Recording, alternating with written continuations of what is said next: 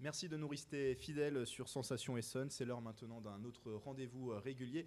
Chaque soir après le journal C'est le Mag, 10 minutes pour aborder un sujet. On parle ce soir culture avec cette expo qui se tient jusqu'au 14 mai au Centre culturel de Méréville. Le musée sort de sa réserve et pour en parler avec moi, deux invités. À ma droite, Oran Duclos, bonsoir. Bonsoir. Et à ma gauche, donc, Thomas Cronier, bonsoir. Bonsoir à vous. Alors, vous êtes tous les deux chargés des collections au musée intercommunal d'Étampes. Alors, pourquoi le musée intercommunal? Puisque, en fait, c'est les collections du musée qui s'exportent pour cette expo, d'où le nom, le musée sort de sa réserve, donc qui s'exporte au Centre culturel de Méréville. Première question toute simple, pourquoi monter cette expo? Quelle est l'idée derrière, finalement? Alors, comme son nom l'indique, le musée intercommunal d'Étampes est un musée de territoire. La culture est passée intercommunale en 2005 et du coup couvrait d'abord un champ territorial de 22 communes, puis aujourd'hui 38 communes qu'est ce territoire de la communauté d'agglomération de l'Étampois Sud-Essonne.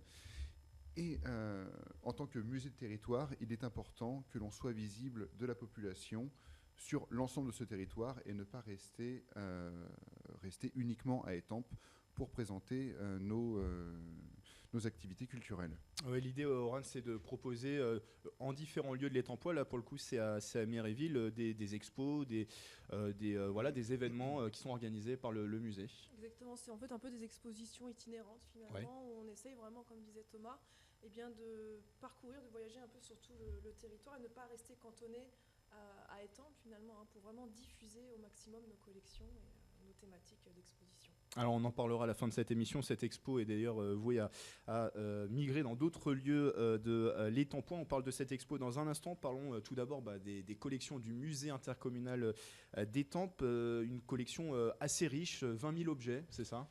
Alors, 20 000 objets, oui, dans ces 20 000 objets, il faut évidemment compter aussi toutes les pièces d'archéologie. D'accord. Parce que c'est vrai qu'un tableau ou une sculpture, c'est un objet concret, mais quand on parle de fonds archéologiques et par exemple de fonds d'objets lithiques préhistoriques, il nous arrive d'avoir dans nos réserves des sachets comprenant des centaines de petits cailloux préhistoriques. Et du coup, c'est vrai que dans ces 20 000 objets, on comprend également tous ces petits éclats, en fait.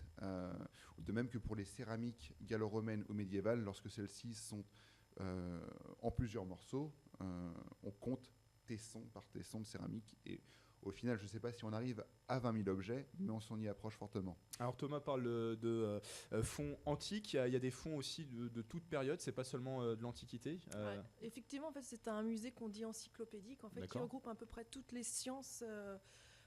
Comme on parle de la paléontologie, de l'archéologie, on a de l'ethnologie et beaucoup de fonds beaux-arts, donc peinture et sculpture. Donc oui, près de 20 000 objets, ça fait quand même une grosse collection. Un petit musée, mais par sa taille, mais grand par ses collections finalement. Et c'est des choses qui ont été retrouvées dans l'Étampois. C'est des choses qui proviennent du Sud-Essonne finalement, de ces collections. Alors, on va repartir peut-être sur l'histoire même du musée. C'est vrai que à la Révolution française, il y a déjà des notables étampois qui cherchent à créer ce qu'on appelle un conservatoire des arts pour représenter l'histoire de leur commune. Un petit peu comme on crée à Paris le Muséum central des arts, qui est aujourd'hui le musée du Louvre, à des fins d'éducation de sa population. Donc c'est vraiment à l'origine une idée profondément républicaine. D'accord. Que la création d'un musée dans une ville, certes provinciale, mais qui a un rayonnement artistique, culturel et historique très fort. Et il faut attendre, après plusieurs projets avortés, il faut attendre 1874 à Étampes pour qu'on voit apparaître un musée grâce au don de la veuve du sculpteur Elias Robert, un sculpteur du Second Empire natif d'Étampes. Et sa veuve va donner, à la mort de son mari, le fonds de l'atelier à la ville d'Étampes. Et à l'origine, le musée d'Étampes, c'est en fait un musée de sculpture Elias Robert. Et petit à petit, donc le musée ouvre en 1875, et au fil des années, tous les notables d'Étampes vont donner une partie de leur collection familiale. Et comme le disait Oran, c'est un musée encyclopédique, donc, qui illustre la culture, l'art du territoire d'Étampes et de ses environs. à travers toutes les disciplines scientifiques ou artistiques. Alors j'ajoute aussi que c'est pas forcément cantonné sur le territoire de notre agglomération. Oui, bien sûr. Dès le début des collections, on a de l'histoire du musée, dans les collections, il y a des objets archéologiques d'Étréchy, il y a des peintres qui viennent de Milly-la-Forêt, de la Ferté-Alais. On reste dans le sud Essonne. Au fond, on reste dans le sud Essonne. Le grand sud Essonne. Le grand sud Essonne, voilà.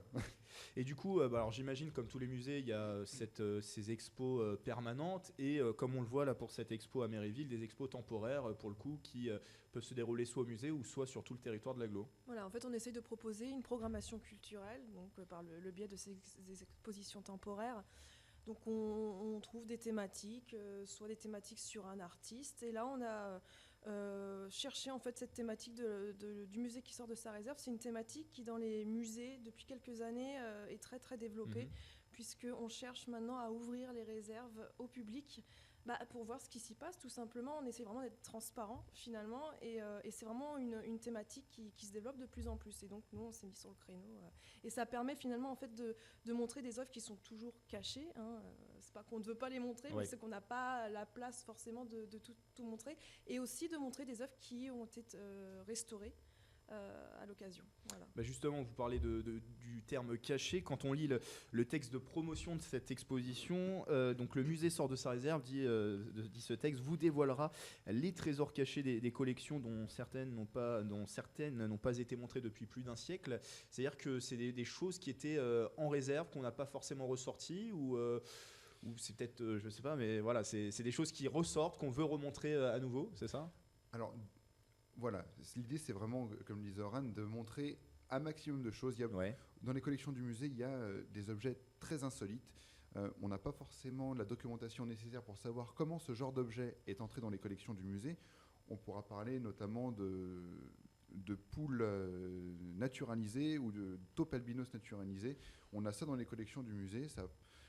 On ne peut pas dire que ça prend la poussière, mais pour le coup, c'est l'occasion de montrer ce genre de collection insolite. Et puis, voilà, l'histoire du musée fait qu'on n'a pas toute la documentation nécessaire pour savoir ce que c'est. C'est vrai que dans les inventaires du musée, à un moment, on peut avoir école française 20e siècle, portrait de femme. D'accord. Voilà, débrouillez-vous. Faites ce que vous voulez avec ça. Voilà, faites ce que vous voulez avec ça. Mais au fond, c'est une œuvre qui peut être montrée parce qu'elle est en bon état, mais notre manque de connaissances sur cette œuvre fait qu'on on ne peut pas la montrer parce qu'il faut rester cohérent dans notre parcours de visite des collections. Alors Thomas a cité 2-3 exemples sans trop dévoiler, puisqu'il faut venir à l'expo pour voir. Qu'est-ce qu'on peut y voir concrètement et comment elle s'organise finalement cette expo au Centre culturel de Méréville ? Alors elle s'organise sur 2 niveaux. Donc au rez-de-chaussée, on va surtout avoir les collections Beaux-Arts, beaucoup de peintures, l'huile notamment. On va avoir un petit peu d'objets insolites, de la sculpture aussi également, Elias Robert, dont parlait Thomas tout à l'heure. Et puis au 2e niveau, on va avoir un petit peu de l'archéologie. On a quand même un fonds archéologique assez important et beaucoup de céramique médiévale notamment. Donc en fait, c'est un petit échantillon d'un peu tout ce qu'on peut avoir au musée, dans tout un peu les sciences. On a de la paléontologie, de l'histoire naturelle avec la taupe albinos notamment. Et puis on va avoir de l'archéologie et des beaux-arts. Vraiment un échantillon de tout ce qu'on peut présenter au musée, tous nos domaines finalement. On a notamment reconstitué une tombe gallo-romaine du 1er siècle, 1er, 2e siècle après Jésus-Christ.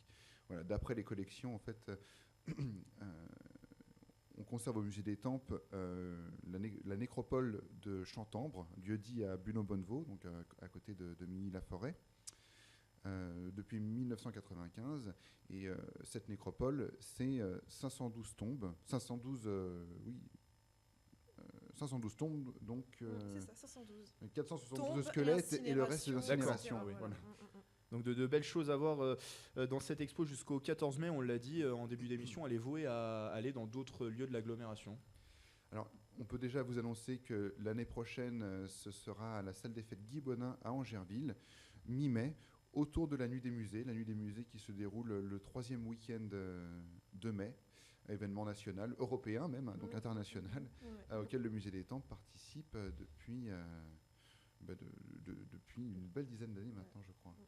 Le musée sort de sa réserve, on rappelle les dates, c'est jusqu'au 14 mai au centre culturel de Méréville et plus d'infos sur la page Facebook Musée et pays de l'Étampois. Je précise d'ailleurs que l'expo est ouverte les mercredis, samedis et dimanches et vous retrouvez tous les horaires sur cette page Facebook, je reprécise, Musée et pays de l'Étampois. Merci à vous deux, donc Oran Duclos et Thomas Cronier Merci d'avoir beaucoup. été avec nous. Au Merci pour revoir. votre accueil. Je le rappelle, chargé des collections au musée intercommunal d'Étampes et cette émission, vous pouvez bien sûr la retrouver en podcast sur radiosensation.fr. Excellente soirée à tous.